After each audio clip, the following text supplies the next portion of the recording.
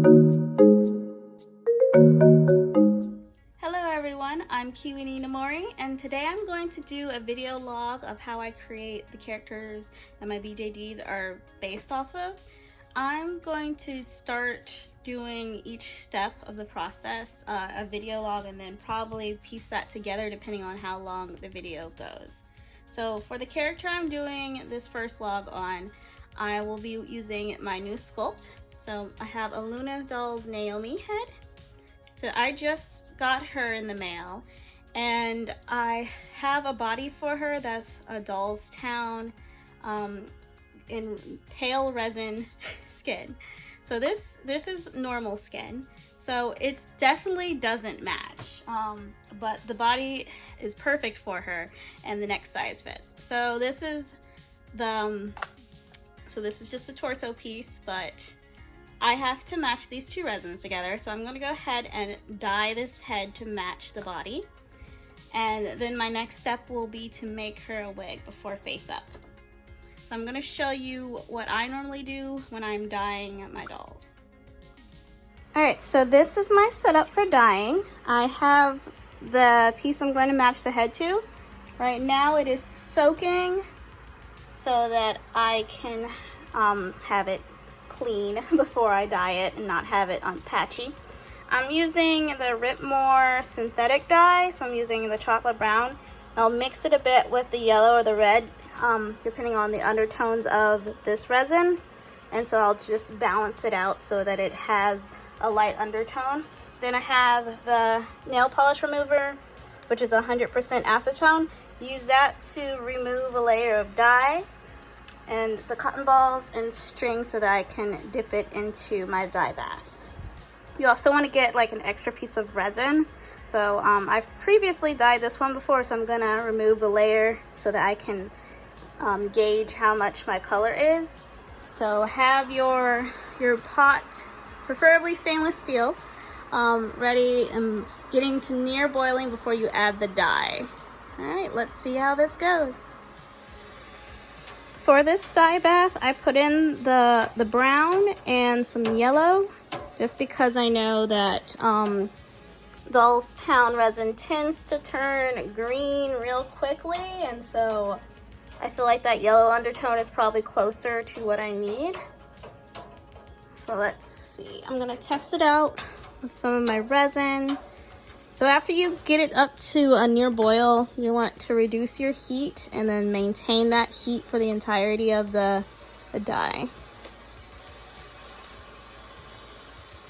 With my junk piece of resin, I'm going to make sure that the dye isn't like spotty or like has residue on it. So let's see. You leave that in a little bit and keep it moving, because if it settles, then you're going to get random spots.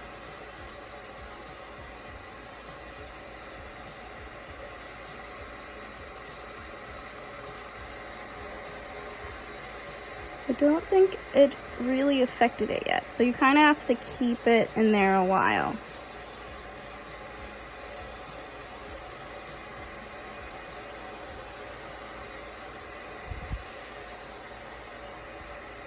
I feel like it'll be really noticeable on my normal skin, so I just need something close enough where a face up will help the resin.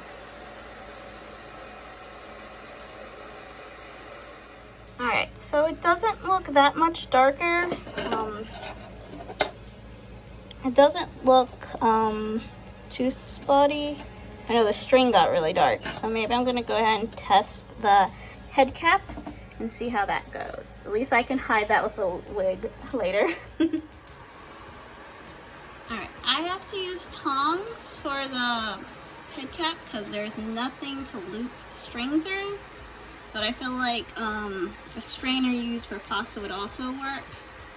And so I just gotta keep it moving. You can see it's picked up some of that color. Still needs to be a bit darker because I do have a really dark resin to match.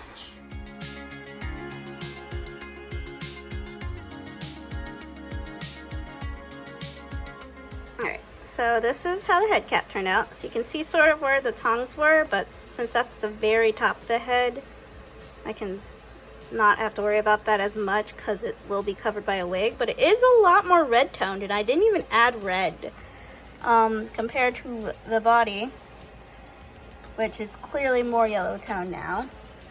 So I am going to have to add more yellow. It's really interesting how it turned out that way. So I'm guessing this brown is very red toned. So I'm going to add some yellow and then try again.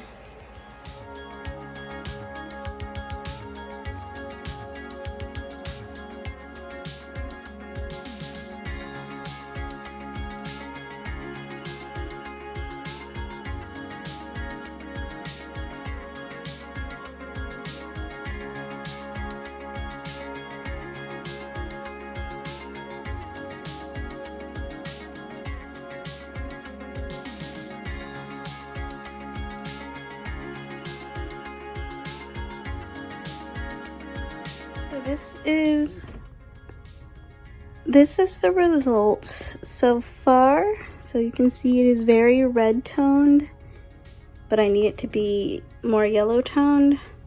There is some uneven patches on there from the dye, but a face up will definitely help with that. I'm probably going to put this in just a yellow dye bath to cancel out the red undertones and make her more balanced.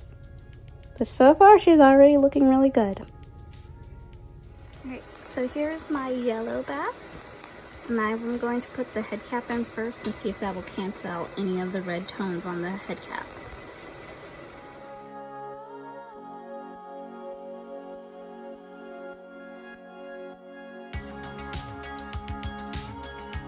It does look less red, except in the inside because I haven't wiped the layer out.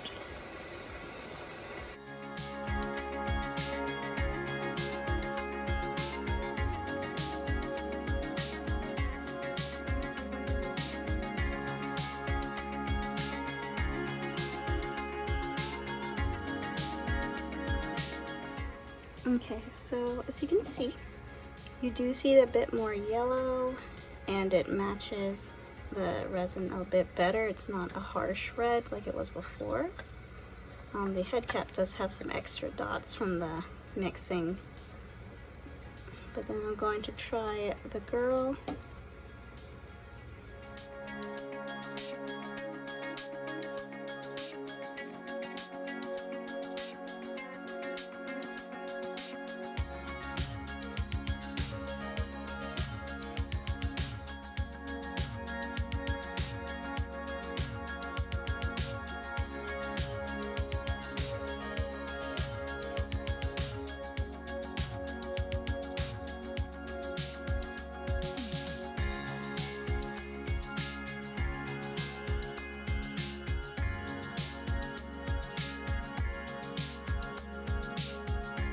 I finished the dye, and so the yellow did help balance off the head a bit.